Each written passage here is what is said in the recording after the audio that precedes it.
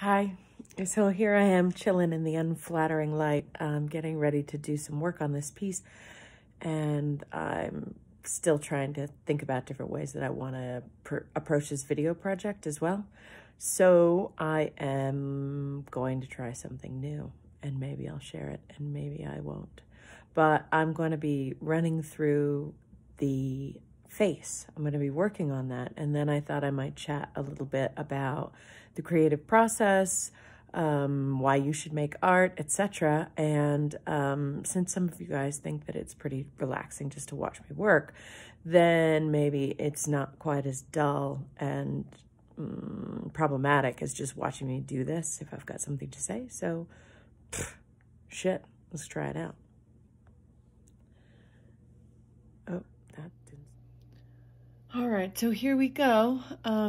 The angles on the camera is a little weird, but I need to be looking at it while I work. And so it's just got to be done. So one of the interesting problems about working in the way that I'm working on this piece is that the process is subtractive, meaning I'm removing rather than adding. My typical process is an additive process. And you can be a lot faster, more free, more expressive. I'd like to work in a really emotional, sort of impulsive kind of way. And this doesn't really allow for that. So I have to do a little bit of thought before I start in here.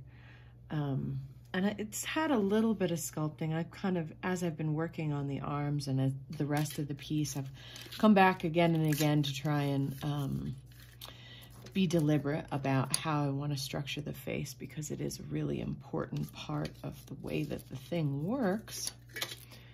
But ultimately, you just have to dive in. So I've kind of set up just a basic kind of a map. I can put in the mark where the bottom of the nose should be, and then where the mouth should be. And that'll help me as I come in and start removing. And so I'm gonna just start in on it, just start taking some material away. This is the eye, so I should probably socket that out a little bit. And of course, I'm always looking for a tool. I'm always trying to find the tool that I need for the work at hand. So she's got these big, crazy ass popping eyes. So I might just kind of outline where I think that's going to happen here.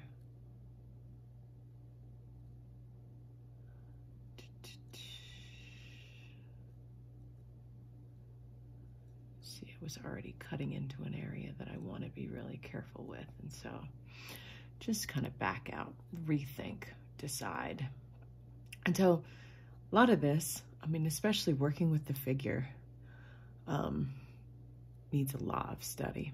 You know, I spent years in figure drawing class, even to be as good as I am, which, you know, compared to a lot of artists, I get by, but I'm no great genius with all this shit. You know what I mean? My skill is definitely learned and not granted by God or whatever. There's a lot of people who just have a real natural native gift for this kind of work. The rest of us have to work.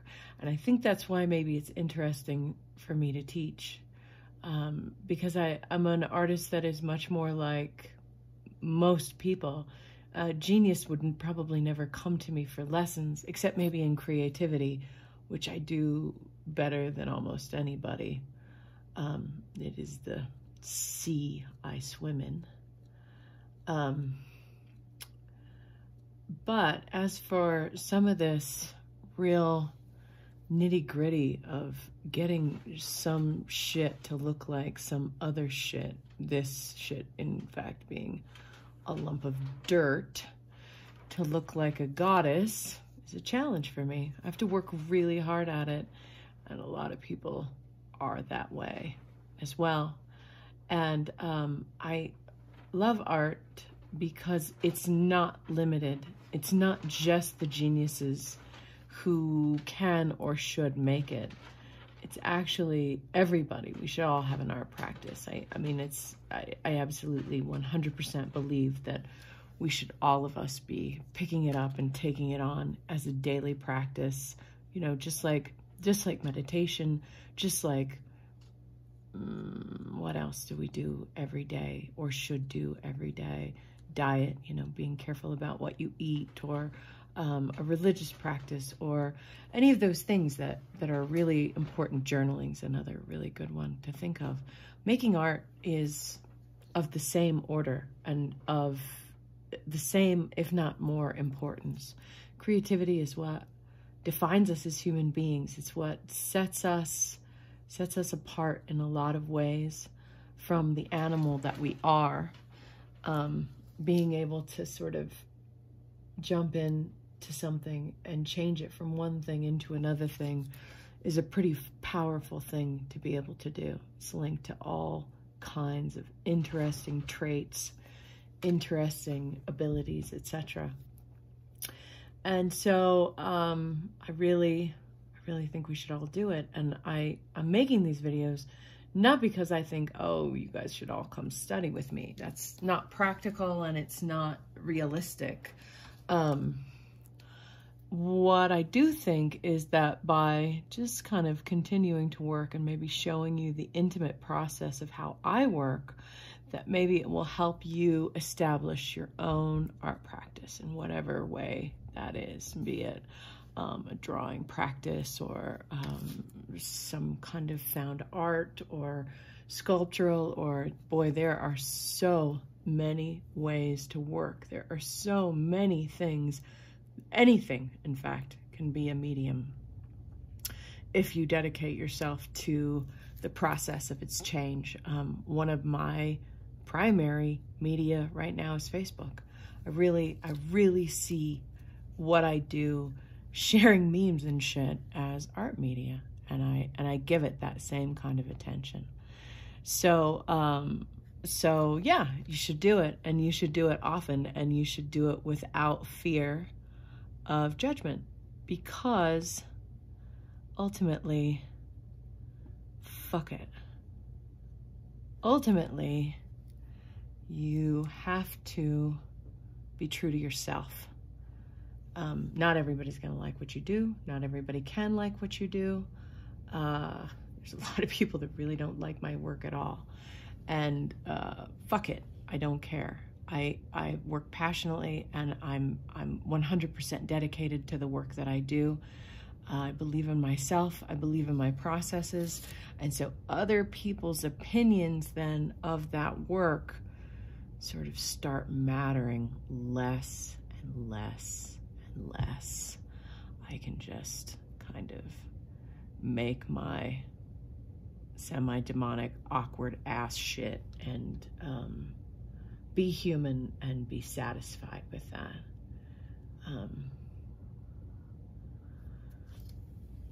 And sort of letting go of the hope of accolade, letting go of the hope of any kind of recognition for the work at all. My friend Emily was reminding me of the sort of best bit of the Bhagavad Gita is to do all your work as service with no expectation of return. And I think art is particularly that way. If we can really give ourselves up to its making, give ourselves up to the process, care nothing about what anybody thinks about what anyone else's experience of our work is, then we're free. We're free to be the creative geniuses that we were born to be, that each of us was born to be. So I just encourage you all to really go hard on that idea. Think about what that could mean to you in your life as an artist. Maybe you write, you know, but it's so hard. I know, because I love to write, but it's so difficult to even get a decent sentence sometimes, much less put together a cohesive idea for someone else to be able to engage with. The important thing is to keep going. The important thing is to keep expressing and then share it. That's the next piece of it. Whether or not anybody likes it, whether or not anybody wants to acknowledge your genius or your importance to any kind of craft or tradition, it's still important for people to see that that we're all doing it, and it gives other people so much courage, so much more ability to take that risk for themselves when they see other people taking it in a way for them. I mean, in a way, that's so much of what I'm trying to do with these videos, is to take that risk for you all, my friends, to be able to see that even though I've been a working artist, a professional for 25 years, even though I have a master's degree in fine art, even though I've done all this shit, I'm not actually all that good, you know? It's all about my dedication to it, my focus, and my refusal to fucking quit, no matter what. And so you just never know. You know, you share that piece of writing, you share that poem, you share that moment, the courage that is part of that process of sharing might really motivate somebody else to pick it up and say, you know what, today I'm gonna do my thing. And that makes us all better. That saves all of us in this really fundamental way. I think it's absolutely impossible to be destroying the world when you're making art. And you could probably come up with a million arguments as to where I'm wrong and how that's an error. But, and in fact, I can think of several myself as I say it, it still doesn't diminish the fact that for most of us and for most of the time, it's true. It's true. If we're making things, if we're contributing, we have a lot less tendency and desire to tear it all down, to see it all end. And so maybe in that way, each of us picking up our art practice and being diligent and being considerate of it, we really do save the world. You guys seen that movie Black and White? It's an anime. If you haven't seen it, God, you should see it. It's the most beautiful little film. That face is so fucking asymmetrical. But you know what? Fuck it. I kind of like it. Always like everything to have that kind of wonky, distorted kind of, makes it feel, I don't know. The work I most admire is prehistoric work coming before the tradition of art, before there was a history for art, before, because see, everything with art comes on top of everything else, right? And so, anyway, that's my interest. But I was telling you about that movie, and it's good, and you should watch it. And I'm gonna quit talking about it for now. I'm gonna try and fix this fucking eye for a sec.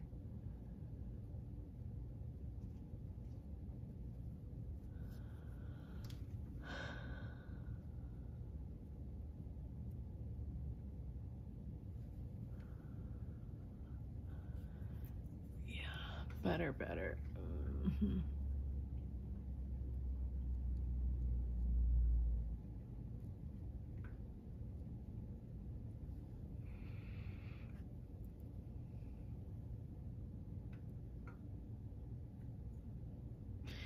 It's always hard for me to decide with a sculptural piece if the eyes are so goddamn difficult. So much that has to be conveyed there. And of course, we look into each other's eyes all the time. And so it's not like they need to be biologically accurate, but they have to be, the gaze has to be real. She's gonna have to look at you if this piece is going to matter at all. You're going to have to see that she is awake and that she sees. And of course, she is the goddess of the charnel grounds, and so kind of stripping away a lot of the flesh, kind of minimizing, making her reduce. Maybe take off some of this lip. She might not be that full-mouthed. It's kind of kissable. I don't think this is a goddess you want to kiss. Seriously.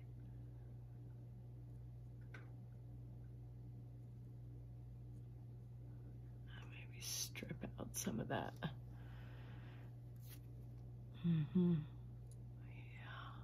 better. Still have that line. That's a problem with putting in those guidelines, is that they have to be removed. And if you forget, you've got some dumb shit happening you didn't intend.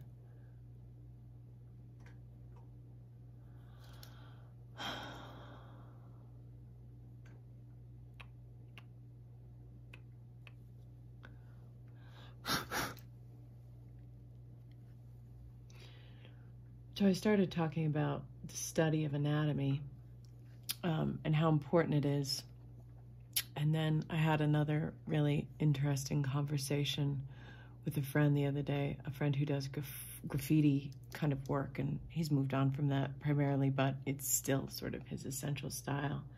And, you know, how he might render a banana, you know, just being kind of a blob of paint that's outlined, and kind of trying to decide for yourself, how far do I need to go to make this look real? How much do I need to absolutely detail out for people to get what I'm trying to say, what I'm trying to convey? So much about the body already lets us know what she is, essentially, that she is the four arms. You know, of course, she's not quite human, but she's definitely related to us in some way, some fundamental way. And so do you need all that study? And do you need to go up? And Richard Hanson's teaching the figure drawing class up this semester. I think I'm going to model for him, which is hilarious because I'm old as fuck, but fuck it, because it sounds interesting. Sounds really hard, actually. Sounds really hard to go back into nude modeling. I haven't done it in years, and so that's what appeals to me. I always want to do the shit that's difficult. And so I'm probably going to do that. But you could sign up, you know? You could sign up, and you could go up, and you could take those classes. And without that, should you make work? Should you make art like, you know, figurative work without having studied? And I say yes. And that's sort of some of that kind of primitive look that I want my work to have. I can render really, actually fairly well with all of my years of study. And there's work that I've done. One of the projects I did in grad school was to draw my self-portrait in charcoal over and over and over and over again for about 3 years. And there's some of those that are pretty spot on. But ultimately, I come back to this sort of wanting the impulse to be present, much more than the training, much more than the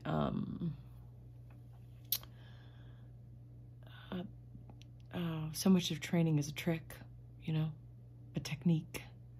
And while technique is really important and it can be really interesting and you can make some fantastic work using technique, I think work that actually is more motivated by the spirit winds up being a lot more interesting, like that sort of semi-wonky gaze. So I'm going to try a thing, and it may be a mistake. So the debate here with the eyes is, do I want to actually physically make some kind of a pupil, or is it better to sort of come back and do that in paint? And those brows need to be a lot more aggressive. Flatten those out, make her feel a little scarier.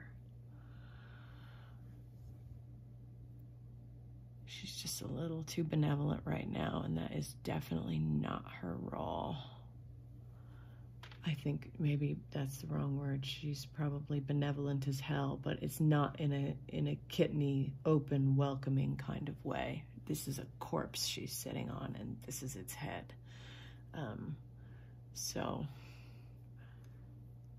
you kind of want to make sure that I get that aggressive gesture in there. And so with the eyes, with the pupil in the eye, would I want to, that shit. Oh, better. Would I want to physically make the pupil, or is it better to paint it? Because this piece will get a combination of fired finish and painted finish. And for now, I think I'll go ahead and try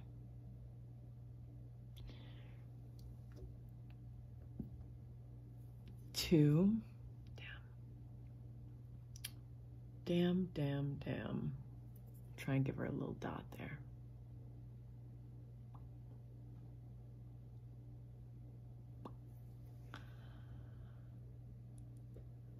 Too much mouth. It's this really interesting thing when you're working a dialogue with all the different parts, whether it's a drawing or a piece of writing or anything else. You're always kind of comparing itself to other parts of itself, trying to kind of come back and forth and decide. Fix one thing, and then that throws something else out of balance, and then you've got to go back and you've got to assess what's happening that's not working. What do you need to do to correct it? Like that. And so you always kind of want to stay with your work. Always want to kind of keep looking, keep your eyes open, keep dialing it, keep assessing, trying to find the right way. Something doesn't work, take it off, start again. Of course, if you're working subtractively, you've only got so much material to work with to do that. But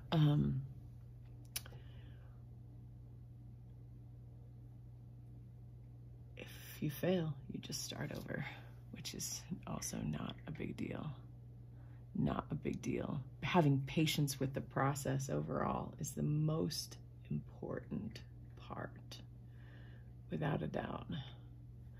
Every single work, I always tell my students this because it's universally true. Every single work, if you care about it, you're going to get to a point where you fucking hate it. It's the law. It's the goddamn law. You know what? Her mouth is open, and that's why I can't get it right.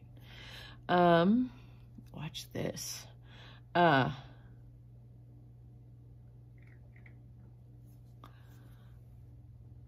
changes everything. Very good. Very good. Yeah, you hate it. Your job as an artist in that moment is to not turn your heart away from it, not turn your heart away from yourself or your work or your process, but to stay with it, have the courage to find what's not working, to continue to push through, to solve the problems. It doesn't always happen, you know, sometimes work just fails, but you have to have the courage to really let it fail, to go all the way with it. If you quit halfway through because you are not making something that makes sense, because you're struggling, then you fail yourself. You fail yourself in that moment, and that is the worst tragedy an artist makes, is to give up on themselves, to give up on their vision, to give up on their work, just deem it too difficult and bail. And it's a real tragedy. And it happens actually all the time.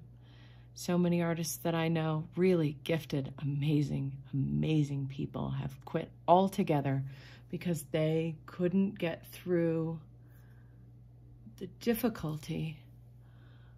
You know, we're all up against some different shit. Some of us have jobs, and so your practice is often stuttered and difficult to come to, and so then when you do,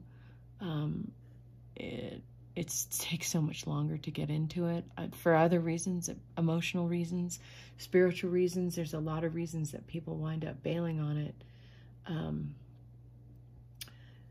every time it happens. And for whatever reason that it happens, it's a tragedy. It's a tragedy. The world is dimmed every time an artist takes a knee and just decides to focus on the fucking job or whatever, you know? Even if it's something noble, even if it's something like, well, I've got to focus on my kids. I can't do this. It's still a tremendous loss. No matter what you're up against, you got to keep going. You got to keep working.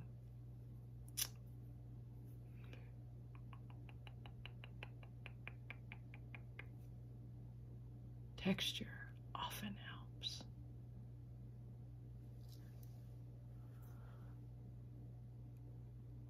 Again, nothing too precise here, you see? It's just kind of dialing it back and forth, coming in and out of the process, looking and looking again.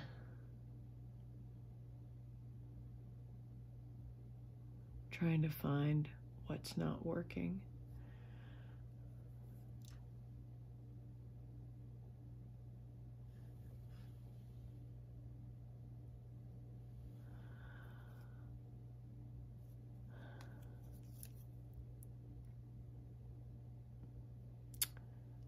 Ooh, man, now she's all wall-eyed and fucking crazy looking. Whatever. Fix that shit.